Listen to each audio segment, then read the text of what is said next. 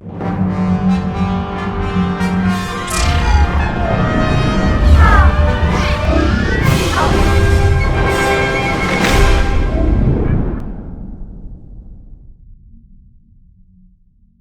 Anjali Arora talk show. स्वागत है आपका गोल्डन जुबली सेलिब्रेशन वीक में। जी हाँ, जैसा कि आप जानते हैं कि हम अपना गोल्डन जुबली सेलिब्रेशन कर रहे हैं अंजलि अरोड़ा टॉक शो का, क्योंकि कहते हैं ना कि यहाँ तक पहुँचने में आप लोगों ने जो प्यार और सपोर्ट दिया है उसे सेलिब्रेट करना तो बनता है। तो ज़रूर मैं आपको बताना चाहूँगी कि जैसे कि हमारे सेलिब्रेशन वीक में हमारे जो लास्ट गेस्ट थे वो थे मिस्टर पंकज बैरी जी, और जो आज हमारे शो पर आ रहे हैं, जो हमारे आज के शो के गेस्ट हैं, वो हैं मिस्टर शशिकांत पेडवाल जी, जो है लुक अलाइक अमिताभ बच्चन जी। जी हाँ, एक मिनट के लिए आपकी नज़रें धोखा खा ही जाएंगी, क्योंकि ये इतना रिजेंबल करते हैं अमित जी से। एंड इवन जो इनका बोलने का मैनरिज्म है, जो एक स्टाइल है अमित जी के साथ, जो इन्होंने कहते हैं ना कि अमित जी के को जो फॉलो करके काफ़ी कुछ उन्होंने अपने अंदर ढाला है, दैट इज़ काबिल तारीफ। जी हाँ, और ज़रूर मैं कहूँगी कि ये एक प्रोफेसर भी हैं, पढ़ाते हैं, और इवन इनका जो पैशन है, पैशन और प्रोफेशन इन्होंने बहुत ही बखूबी किया है बैलेंस। तो चलिए बुलाते हैं उन्हें, और उनको बुलाने से पहले देखेंगे उनकी शो रील।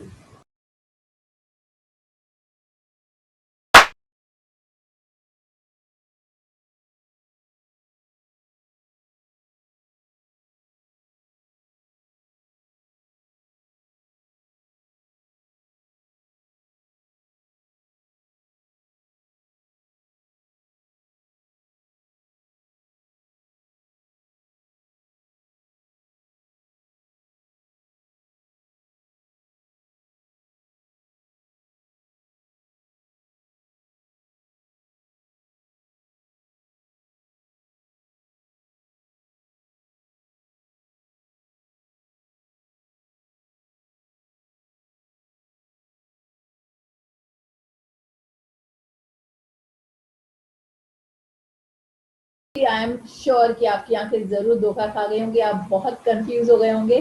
तो बुलाते हैं उन्हें, और कहते हैं ना कि अभी ये तो ट्रेलर था, पिक्चर अभी बाकी है मेरे दोस्त, उनसे मिलना बाकी है और उनसे बहुत सारी उनकी बातें जानना। तो चलिए बुलाते हैं उन्हें बहुत सारे लव और बहुत सारे लाइक के साथ, और जानते हैं उनकी passion journey. Welcome mister Shashikant Pedwal ji. Welcome to our show mister Shashikant Pedwal ji, आपका हमारे शो पर बहुत बहुत स्वागत है। बहुत बहुत धन्यवाद Anjali ji, thank you very much. Sir मैं कहूँगी कि थैंक यू सो मच कि आपने अपने इतने बिजी शेड्यूल से हमारे लिए टाइम निकाला, क्योंकि मुझे पता है आप बहुत बिजी हैं। ऐसा चलता है मैडम, अभी काम काज चलता है, लेकिन अभी आपका भी 2-3 बार हमको जब मैसेज आया तो हम रोक नहीं सके, बोला चलो करते हैं, एक अच्छा काम कर रही है आप। और हमने देखे कि काफी लोगों का इंटरव्यू लिया है आपने। और हम किसी भी महिला को ना नहीं करते, देखते हैं, कोशिश करते हैं कि जितना ज्यादा वक्त दे सकते हैं हम किसी को, तो हम देने की जरूर कोशिश करते हैं। Thank you so much sir. Sir मैं आपको बताना चाहूंगी, हमारे शो पर हमारी जो टैग लाइन है वो है स्पीक योर पैशन। तो आपका तो पैशन प्रोफेशन हम जरूर जानना चाहेंगे, आप कैसे डिफाइन करेंगे पैशन को?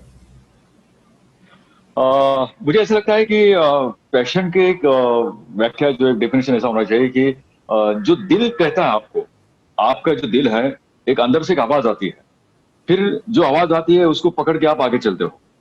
और जी। वो चीज करने के बाद आपको दिल को सुकून लगता है। राइट। It's called passion. क्योंकि इसमें कोई थकान नहीं होती है।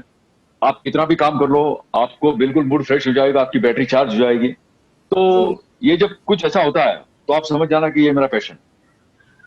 ऐसा मेरा मानना है। हो सकता है कि किसी को ये बात उचित लगे, अनुचित लगे, मुझे नहीं पता, लेकिन मुझे ऐसा लगता है। सही कहा सर आपने। ये जब हम जब अपने पैशन को फॉलो कर रहे होते हैं तो ना कभी थकावट होती है और ना ही कभी हमारी बैटरी खत्म होती है, हमें बिल्कुल समय का पता ही नहीं चलता। बिल्कुल सही कहा आपने, बिल्कुल समय का पता नहीं चलता है, और हम काम करते जाते हैं, और पता नहीं कैसे हो जाता है, हमको भी पता नहीं चलता है। सही कहा सर आपने। सर जैसे कि आपको तो देखकर मतलब ऐसे बहुत ही नजरें धोखा खाई जाएंगी कि आप अमित जी से बहुत रिजेंबल करते हैं। तो सर ये आपका एक्सपीरियंस कैसा रहा है शुरू से इस पैशन के बारे में? क्या है, देखिए देवी जी, ऐसा था कि बचपन से लेकर जैसे ही होश संभाला है तो जैसे हम 10th में थे तो हमें लगता था कि यार बच्चन साहब की कुछ फिल्में देखने जाते थे हम्म, तो स्कूल छूटते थी तो भाग जाते थे, कभी कभी तो स्कूल को भी हम न जाते हुए किसी फिल्म को चले जाते थे। इतना अट्रैक्शन हो गया था हमको। जैसे किसी जी। लड़की से प्यार हो जाता है तो आदमी प्यार में पागल हो जाता है, तो वैसे हम हम्म, बच्चन साहब के लिए हम पागल हो गए थे। अच्छा। तो जैसे वक्त मिलता था तो हम भाग जाते थे फिल्म देखना वगैरह। तो धीरे धीरे धीरे धीरे ऐसा लगने लगा कि नहीं, ये हमें देखना चाहिए। तो वो हम्म, कुछ ऐसे कुछ शक्ति होती है, वो खींच के चली जाती है, मतलब खींचती है हमको। जी। तो पता नहीं ये कैसे हो गया, ये मुझे भी पता नहीं, लेकिन एक अट्रैक्शन पैदा हो गया। और उस अट्रैक्शन को मतलब देखते देखते हम आगे चले गए। वो कहते हैं ना, बाबूजी कहते हैं कि मधुशाला में बाबूजी की एक पंक्ति है, जी। मदिरालय जाने को घर से चलता है पीने वाला। मदिरालय जाने को घर से चलता है पीने वाला, बड़ा असमंजस में है भोला भाला। अलग अलग पथ बतलाते सब, अलग अलग पथ बतलाते सब, पर मैं ये बतलाता हूं कि राह पकड़ तू एक चला चल, राह पकड़ तू एक चला चल, पा जाएगा मधुशाला, पा जाएगा मधुशाला। तो क्या पता नहीं बात। कैसे हम धीरे धीरे चलते गए और भी भगवान की दया से चल रहा है धीरे धीरे। तो सर, और सर मैं जरूर आपसे ये जानना चाहूंगी कि जब आप कॉलेज वगैरह में गए तो पता है ना, कॉलेज में तो सारी लड़कियां सबसे हैंडसम में, और पहले का जो समय था इतनी जल्दी हम बात नहीं करते थे, तो आपसे बात करने का तो जी, लड़कियों को एक अच्छा मौका मिल जाता होगा। नहीं बात करते हैं, लेकिन मेरे कॉलेज के अंदर मेरा कैसा है कि लड़की हमारे यहाँ पे काफी कम होती है, लड़के ज्यादा होते हैं। और ओके। हमारे जो है टेक्निकल है, मतलब वहाँ पर लड़कियां भी होती है काफी, लेकिन लड़के ज्यादा होते हैं।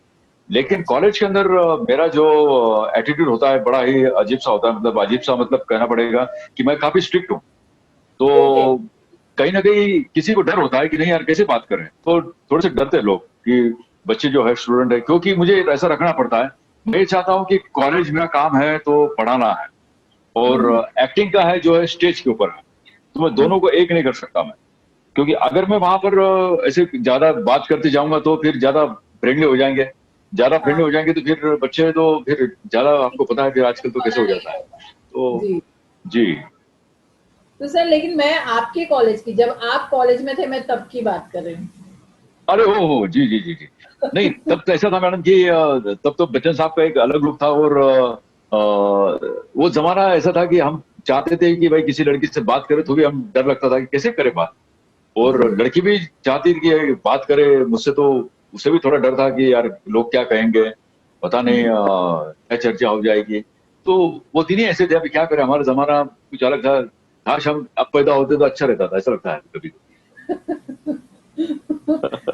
एक सही कहा आपने सर, अभी जिस तरह से हमारे बच्चे जो हैं इतने मॉडर्न हैं और इतने स्ट्रेट फॉरवर्ड जी, हैं, उतने नहीं थे हम लोग। उतने नहीं। अभी देखो आप, व्हाट्सएप आ गया है, फेसबुक है, इंस्टा है, यूट्यूब है, कितना कितना बहुत कुछ है माध्यम। हमारे यहाँ तो कोई माध्यम ही नहीं था, क्या जी। करें। हम्म। तो सर आपने ये एज जैसे फर्स्ट कॉम्प्लीमेंट आपको कब मिला कि आप अमिताभ बच्चन की जैसे दिखते हैं, तो आपने सोचा कि चलो मैं मिमिक्री ट्राई करूं। कैसा होता है, देखिए मैडम कि अपने आप में कहीं ना कहीं एक अंदर से एक आवाज आ जाती है कि हम जो है बच्चन साहब को चाहते हैं, तो वो चाहत हमारे दिल में बस जाती है। तो धीरे धीरे जैसे हमारा जो फेस है, कुछ ऐसा हेयर स्टाइल है, तो लगता है दिल को कि यार हम थोड़ा लगते हैं, मामूली तो कहीं ना कहीं है। तो जब हमें कोई दूसरा आदमी कहता है कि यार आपकी जो शक्ल है बच्चन साहब से मिलती है, तब आपका कॉन्फिडेंस लेवल बढ़ जाता है। बढ़ जाता है। और उस वक्त क्या था कि जब 10th में थे तो जो हमारे स्कूल के जो दोस्त थे कहते थे यार कि आवाज आपकी मिलती है, और एक्टिंग भी थोड़ी मिल जाती है, तो फेस आपका मिल रहा है। तो फिर धीरे धीरे हमने भी कोशिश की, नहीं चलो यार बच्चन साहब डल जाते हैं, तो फिर धीरे धीरे हमने भी थोड़ा हेयर स्टाइल बच्चन साहब की तरह किया। और बातें करने की कोशिश करते थे, कुछ मशहूर डायलॉग होते थे उस समय, तो वो कॉलेज में बोलते थे, तो बड़ा अच्छा लगता था। तो लेकिन किसी के साथ जैसे दिखना और उनको फॉलो करना, जैसे कि आप, मैं देख रही हूँ जिससे आपसे बात कर रही हूँ, तो आपने अपने अंदर उनकी बहुत सारी आदतें लाई है, जैसे उनका एक मैनरिज्म जो होता है, तो वो सर आपने उसके जी बारे में जरूर बहुत ट्राई किया होगा, काफी कुछ आपने उनको फॉलो किया होगा। जी बिल्कुल। कैसा है कि बच्चन साहब का इंटरव्यू देखते हैं, कई बार हम यूट्यूब पर देखते हैं।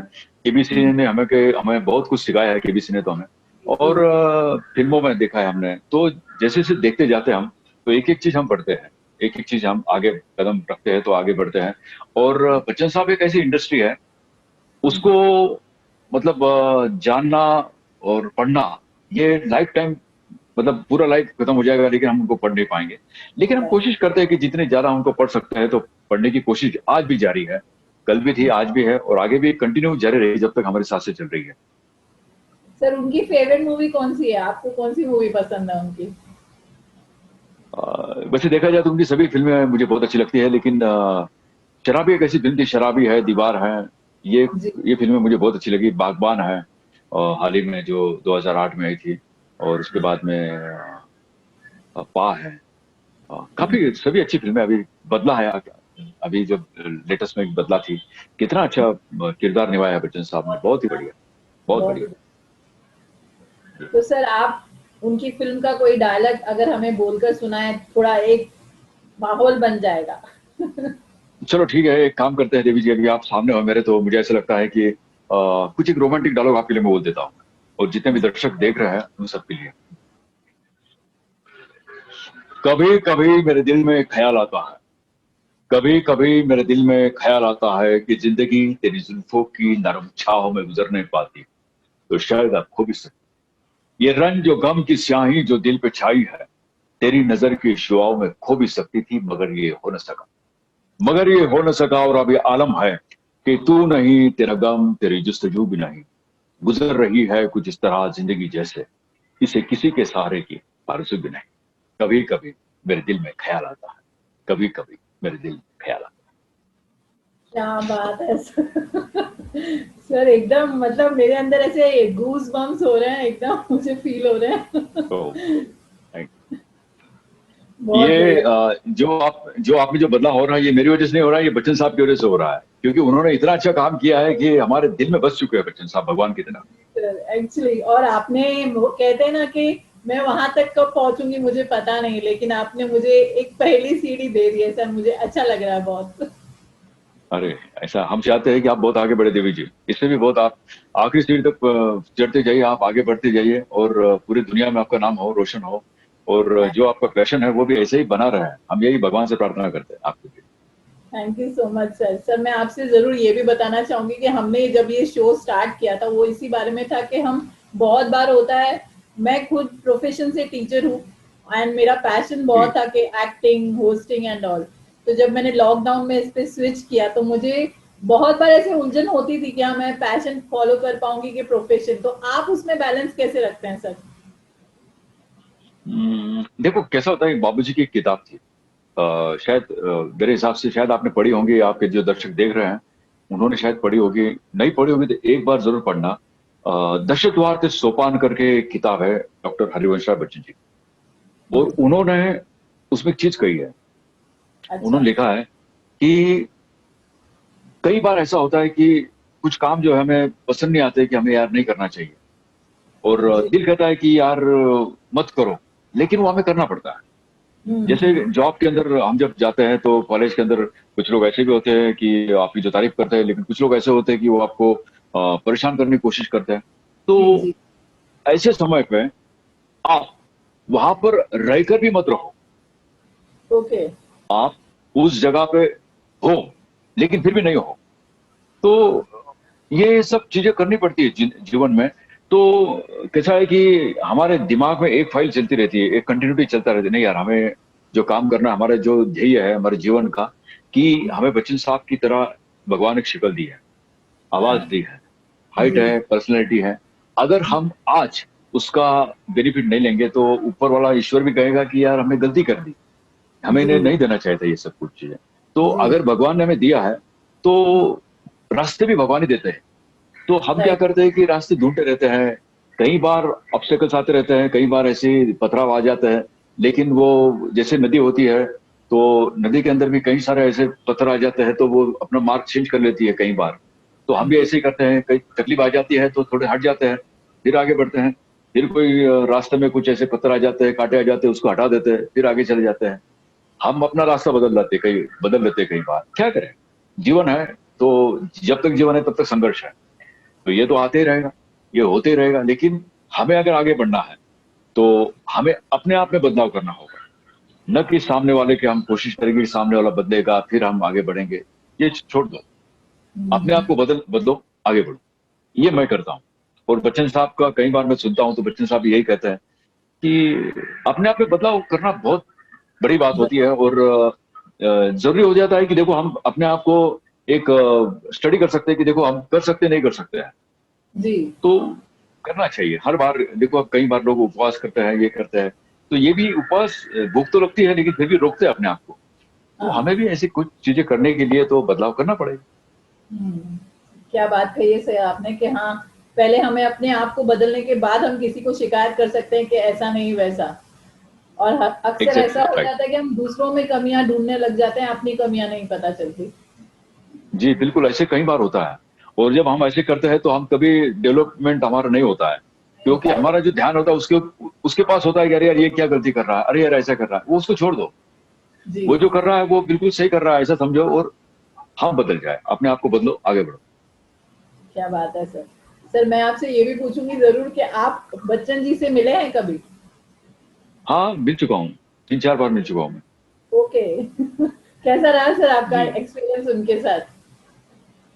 बहुत ही बढ़िया। पहली बार जब हम मिले थे तो मेरे पास एक एल्बम था, 2011 में हम उनसे जलसा में गए थे, और उनको मैंने मेरा एल्बम दिखाया था। और मेरी कुछ फोटोग्राफ्स थे, मैंने उनको कहा कि देखिए सर ये सब आपकी फोटोग्राफ्स हैं, और मैं आपका बड़ा फैन हूँ, और ऐसे कलेक्शन करते रहता हूँ। तो बच्चन साहब को वाह वाह, अरे क्या बात है, बहुत बढ़िया, अच्छी बात है, बहुत अच्छा। फिर मैंने कहा कि सर ये आप नहीं, ये मैं हूँ। तो वो कुछ पल के लिए देखने लगे कि ये हाउ इज पॉसिबल, ये कैसे हो सकता है। पर सर राइट। ये अभी तो मतलब जब मेकअप कर लेते हैं तो सर मैं आपकी तरह दिखता हूँ, तो कर रहे हैं सर, छोटा मोटा काम कर लेते हैं। तो उन्होंने कहा अच्छी बात है, करते रहो। और अभी हाल ही में एक साल पहले मुझे मिला था, और तो मैंने उनको मेरी क्लिप बहुत वायरल हुई थी, व्हाट्सएप पे, टिकटॉक है, काफी वायरल हुई थी कि मैं अमिताभ बच्चन नहीं हूँ, मैं हूँ प्रोफेसर शशिकांत बेडवाल। आपने भी जी। कई बार देखी होगी शायद। तो हाँ जी। वो फिर वो जो है करोड़ों में चली गई, मतलब काफी टीवी चैनल वाले हमारे घर पे आ गए कई बार, और हमारा इंटरव्यू हुआ।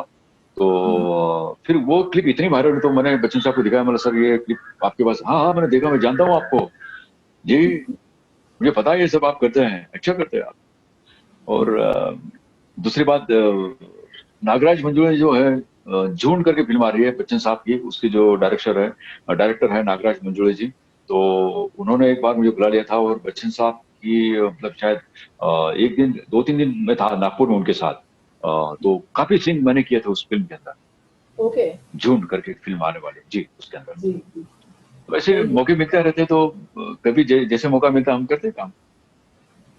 Very nice sir. और मैं आपसे जरूर ये भी पूछूंगी सर कि ये जो आपका एक्सपीरियंस फर्स्ट टाइम शूट पे जाने के बाद कैसे रहा था?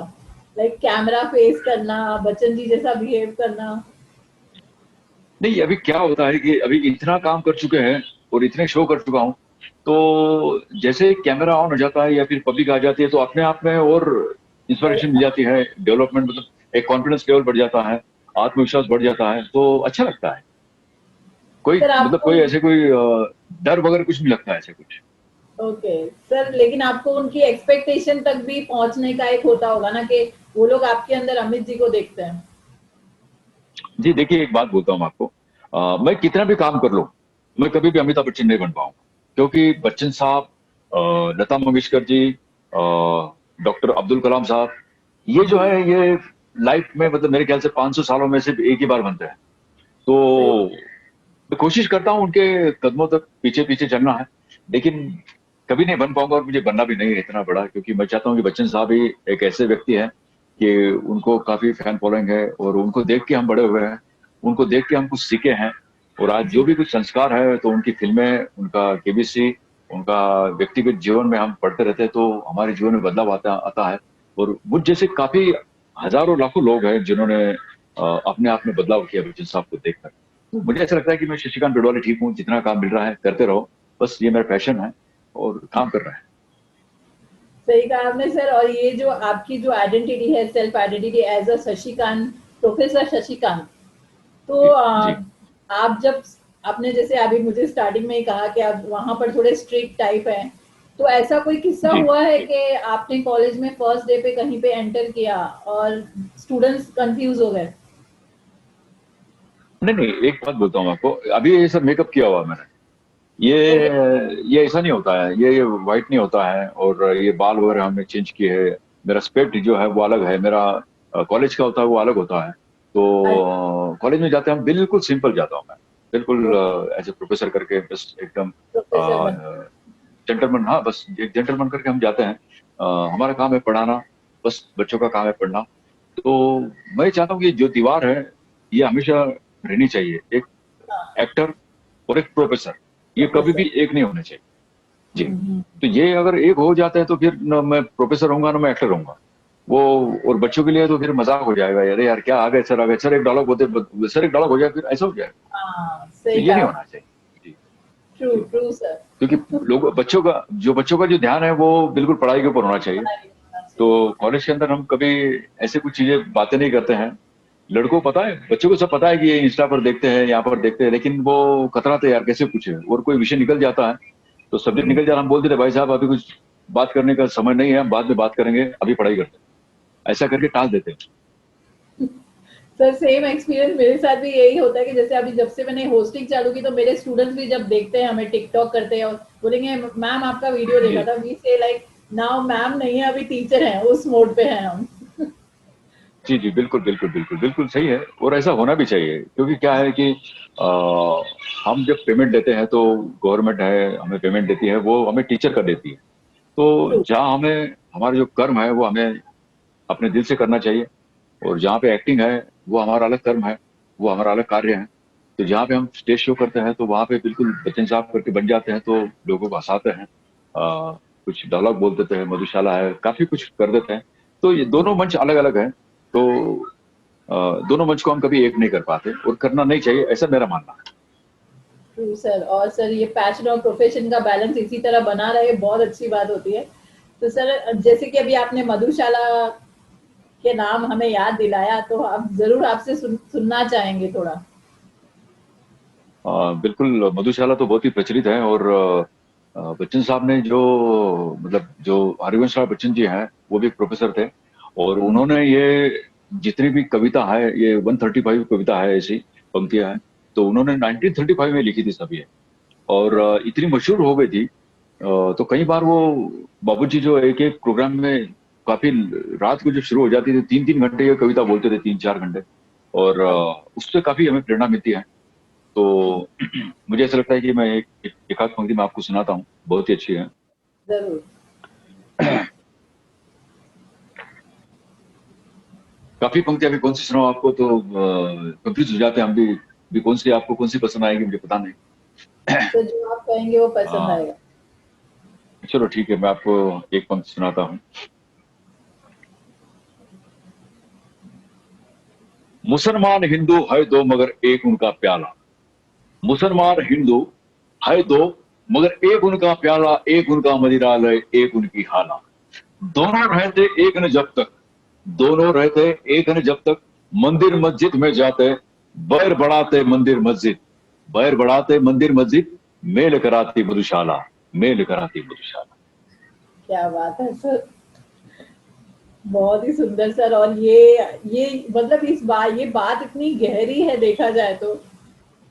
जी बिल्कुल, उन्होंने कहा है कि देखो, मदिरा ने जो होता है तो एक ऐसी चीज होती है, वहां पर कोई जात पात धर्म नहीं होता है, बस वही। सामने बैठ जाते हैं तो जो मित्र हो जाते हैं, और जो मित्र हो जाते हैं तो जाति पाति बहुत दूर हो जाती है।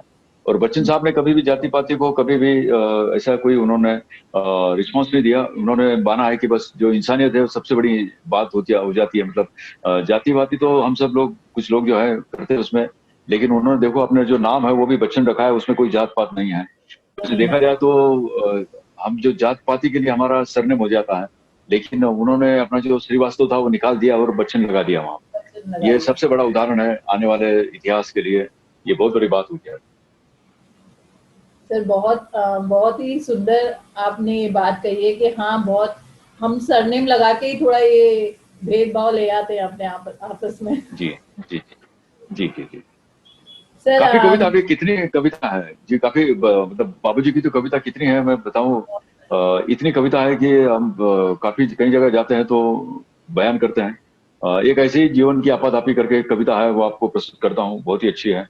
जरूर। ये जो कविता है ये कविता इसी है कि जब आदमी की उम्र हो जाती है, मान लो कि वो 70-80 साल के जब हो जाते हैं, तो वो हम्म, पीछे देखते तो पता चलता है कि हमारा जीवन कैसा था। जी। तो उसी के बारे में कविता है। हाँ जी। जीवन की आपाधापी में कब वक्त मिला के कुछ देर कहीं पर बैठ, कभी ये सोच सकूं कि जो किया कहा माना उससे क्या बुरा भला।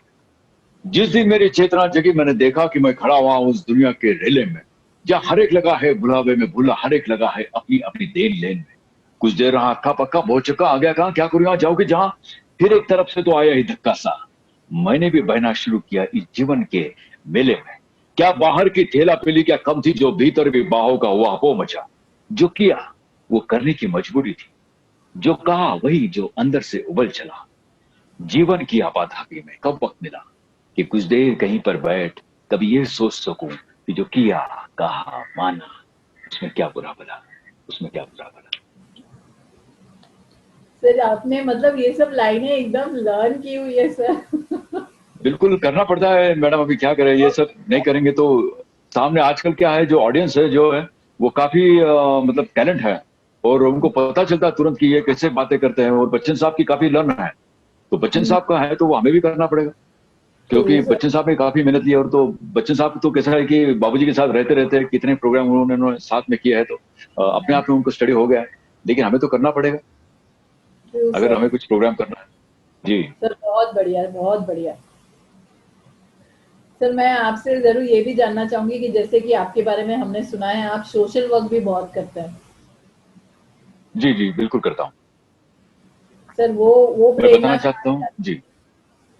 देखिए, ये भी प्रेरणा जो बच्चन साहब से ही मिलती है मुझे। देखिए, मेरा मानना ऐसा है, भगवान ने अगर हमें इस जमीन पर उतारा है, है? जी। तो हमारा भी कुछ ऋण है जो हम यहाँ पर हम ऋण चुकता कर सकते हैं, ऐसा मेरा मानना है। तो कई बार ऐसा हो जाता है कि जो कैंसर पेशेंट हो जाते हैं, मैं पुणे में एक हमारे एक हॉस्पिटल है कैंसर का, तो मैं वहां जाता हूँ। तो वहां पे बताया जाता है कि बच्चन साहब आने वाला है, और जाता मैं हूँ। ओके। और वहां पर जो होते हैं कि लास्ट स्टेज होती है उनकी, मतलब मेरे जाने के बाद 2-3 दिन में पता नहीं वो मतलब भगवान को प्यारे हो जाते हैं। तो ऐसे समय पे मुझे बुलाया जाता है। अच्छा। तो मैं जब जाता हूँ तो बाबूजी की कुछ कविता उनके सामने प्रस्तुत करता हूँ। ओके। कुछ ऐसे कहानियां पेश करता हूँ, कुछ बच्चन साहब के फिल्मों के जो डायलॉग है वो मैं पेश करता हूँ। तो उन्हें काफी खुशी मिलती है कि क्या बात है, आज हमारे मतलब उनको पता चल जाता है कि यार अब ये जीवन तो हमारा कुछ बहुत ज्यादा नहीं है, लेकिन अगर जी। हमारे जीवन में अगर आखिरी समय में अगर बच्चन साहब मिलते हैं, तो उनके लिए बड़ी खुशी की बात हो जाती है। और उससे बड़ी बात ये होती है कि जो उनके रिश्तेदार होते हैं वो देखते हैं कि यार ये बंदा जो है वो अभी पता नहीं इनका क्या होगा, लेकिन आज उनके चेहरे के ऊपर जो हंसी है, मुस्कुराहट है, जी। वो देख के वो खुश हो जाते हैं। और हाँ उनका जी। सबका चेहरे देख के मुझे खुशी मिलती है कि नहीं यार, आज मैं कुछ काम अच्छा करके जा रहा हूँ। तो एक अपने आप में ऐसा लगता है कि कहीं ना कहीं किसी अच्छे लोगों के लिए हम काम कर रहे हैं, ये सबसे बड़ी बात हो जाती है, और करना चाहिए, ऐसा मेरा मानना है। True sir. और ये आपने जो कहा कि उनकी लास्ट स्टेज होती है लाइफ में और आप ये खुशी बहुत मायने रखती है। लाइक हम बोलते हैं ना कि जी जाने से पहले हम जो याद करते हैं, जैसा समय बिताते हैं, बहुत मायने रखता है। जी जी बिल्कुल सही है कहा देवी जी आपने। और कई बार वृद्धाश्रम में जाता हूँ मैं, जो आपको पता है कि ओल्ड एज सेंटर होते हैं, ऐसी जगह जाता हूँ। अभी हाल ही में मैं एक ब्लाइंड स्कूल था लड़कियों का, वहां पे गया था। हाँ, तो मैंने देखा। ऐसी काफी जगह है, हाँ जी मैं जाते रहता हूँ ऐसे। तो और उनके प्रेरणा देना है, उन्हें उन्हें कुछ उनका कॉन्फिडेंस लेवल बढ़ाना है। और कैसा है, जीवन में काफी लोग बेचारे कहीं ना कहीं दुखी है, मैं चाहता जी। हूँ कि उनका दुख दूर कर सकूं कुछ पल के लिए। तो उससे अच्छी बात क्या हो सकती है। ट्रू और सर। मैं बताना चाहता हूँ कि ऐसे किसी भी प्रोग्राम में जब जाता हूँ तो मैं उनसे पैसे नहीं लेता हूँ, फ्री ऑफ कॉस्ट जाता जी सर। मैं वो हम लोग ने मैंने आपको काफी दिनों से, मैं काफी महीनों से आपको फॉलो कर रही हूँ एक्चुअली। हूँ। जी थैंक यू देवी। सर मैं ज़रूर ये भी बताऊँगी कि ये तो आप जानते ही होंगे कि बच्चन जी की आवाज़, वो उस आवाज़ के लिए, गाने के लिए बहुत मशहूर है। तो हम आपसे, अगर आप किसी जी लाइन गानों की 2 लाइनें गा दें तो हमारे सोने पे सुहागा हो जाए सर। कोशिश करते देवी जी, आपको तो पता है कि मैं कुछ ऐसे कुछ खास गा नहीं पाता हूँ, लेकिन मैं कोशिश करूंगा कि मैं आपके सामने कुछ गा सकूं। अ,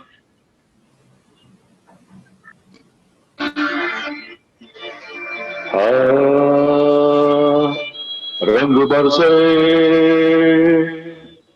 रंग बरसे भीगे चुनर वाले, रंग बरसे। अरे किने मारे पिचकार तोरी भीगी आंगिया, ओ रंग रसिया, रंग रसिया हो।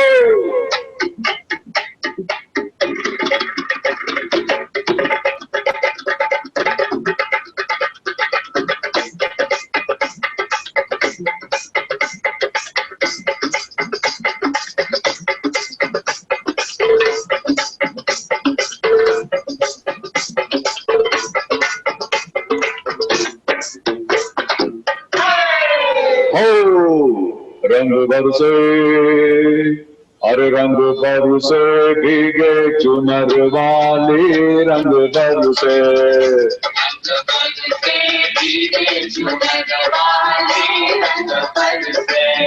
और रंग बरसे भीगे चुनर वाली, रंग बरसे।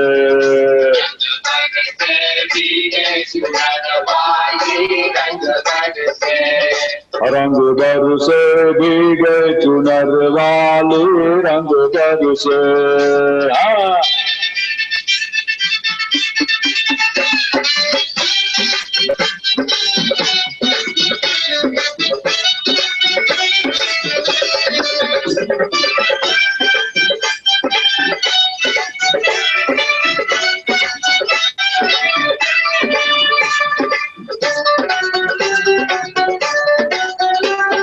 सोने की थाली में जो ना परोसा,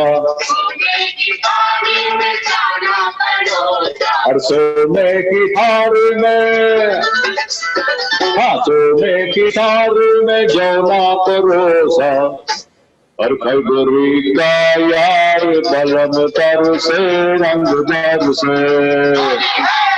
और रंग बरसे भीगे चुनर वाले, रंग बरसे।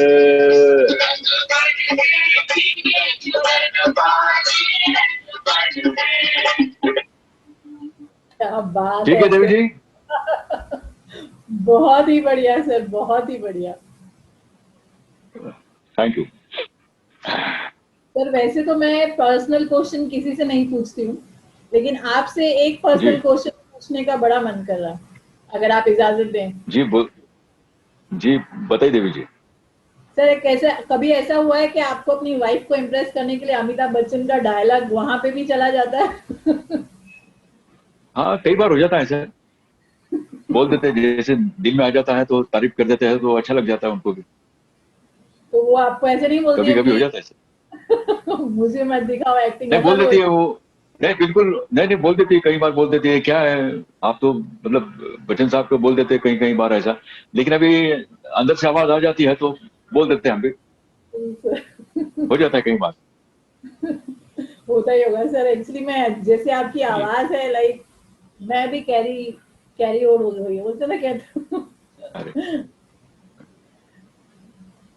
सर मैं आपसे जरूर हमारे शो का आखिरी सवाल पूछना चाहूंगी, जो मुझे बहुत जी इंस्पिरेशन देता है। वो ये है कि आपको जी। हमारे शो पे कैसा लगा? नहीं बहुत ही अच्छी बात है, और काफी कलाकार हम देखे हैं कि उन्होंने मतलब आपने उनका इंटरव्यू लिया है और उनकी कुछ बातें हैं जो दर्शकों तक पहुंचती हैं, तो काफी यहाँ पर यंग जनरेशन भी काफी लोग हैं जो चाहते हैं कि हमें भी एक्टर बनना चाहिए, हमें भी आगे बढ़ना चाहिए, एक्टर हो या जीवन में आगे बढ़ना हो। तो ऐसी कई सारी चीजें हो जाती हैं। तो किसी न किसी से हम भी इंस्पायर हो जाते हैं। देखिए अभी मैं भी इंस्पायर हो चुका हूँ बच्चन साहब की वजह से। तो आज मैं कहीं ना कहीं, आज मैं बच्चन साहब की वजह से जो भी हूँ, बच्चन साहब की वजह से हूँ। हरिवंश बच्चन जी हैं उनकी वजह से हूँ। तो एक प्रेरणा मिलती है हमें। तो मेरा मानना ऐसा है कि अगर किसी को प्रेरणा मिलती है तो लेनी चाहिए किसी से भी। और मैं एक ही बात कहूंगा कि एक बहुत ही अच्छी पंक्ति है, आप सब लोग भी याद रखिए। और इस पंक्ति को आप कभी मत भूलिए, और जब भी आप रात को सोते हो तो इस पंक्ति को हमेशा याद करके सोइए। आने वाला जो कल है, आने वाली जो सुबह है, आपके लिए बड़ी प्रेरणा, एक प्रेरणा होगी आपके लिए, एक नया उत्साह होगा, और आपको एक जोश मिलेगा उस कविता के अंदर। जी सर। लहरों से डरकर नौका पार नहीं होती, लहरों से डरकर नौका पार नहीं होती, कोशिश करने वालों की कभी हार नहीं होती। नन्ही चींटी जब दाना लेकर चलती है, नन्ही चींटी जब दाना लेकर चलती है, चढ़ती दीवारों पर 100 बार फिसलती है। मन का विश्वास रगों में साहस भरता है, चढ़कर गिरना गिरकर चढ़ना न कभी अकड़ता है। आखिर उसकी मेहनत बेकार नहीं होती, कोशिश करने वालों की कभी हार नहीं होती। असफलता एक चुनौती है, असफलता एक चुनौती है, उसे स्वीकार करो। क्या कमी रह गई देखो और उसमें सुधार करो। जब तक ना सफल हो तुम, जब तक ना सफल हो तुम, नींद चैन को त्यागो तुम। संघर्ष का मैदान छोड़कर मत भागो तुम। कुछ किए बिना ही जय जयकार नहीं होती, कोशिश करने वालों की कभी हार नहीं होती, कोशिश करने वालों की कभी हार नहीं। क्या बात सर, क्या बात। सर मैं जरूर आपसे कहूंगी कि थैंक यू सो मच कि आप हमारे शो पर आए, और बोलते हैं ना कि आज का ये एपिसोड फुल ऑफ एंटरटेनमेंट था, फुल ऑफ जी जी, एंटरटेनमेंट, थैंक और यू। इतनी सारी आपने इंस्पिरेशनल बातें हमारे साथ की। आपका बहुत बहुत शुक्रिया। धन्यवाद, thank you. Thank you so much sir. I am sure आपको भी ऐसा लग रहा होगा कि आज का ये जो एपिसोड है एक टोटल बॉलीवुड ब्लॉकबस्टर मूवी जैसा रहा है, कि जैसे कहते हैं ना, जो एक फिल्म का हीरो होता है वो हमें कुछ मॉरल सिखाते हैं, देन गाना गाते हैं, डायलॉग बोलते हैं। सच में आज वैसा ही कुछ फील हुआ है, and thanks to you Shashikant ji, जो आपने हमारे इस एपिसोड को एक ब्लॉकबस्टर हिट बनाया। Thank you so much. So audience, मैं लूंगी आपसे विदा। आज के एपिसोड की होती है समाप्ति, और इसी के साथ होती है समाप्ति हमारे सेलिब्रेशन की। आई एम श्योर आपने इन 4 एपिसोड्स में हमारे शो को बहुत ही इंजॉय किया होगा, और इसी तरह से हमारा वादा है कि हम आपको इसी तरह एंटरटेन करते रहेंगे, हफ्ते दर हफ्ते आपका वीकेंड सजाते रहेंगे। तो चलिए लेती हूँ मैं आपसे विदा, फिर मिलेंगे हम अगले हफ्ते किसी और पैशनेट गेस्ट के साथ, और करते रहेंगे बातें उनकी जिनकी क्या बात है। Bye bye.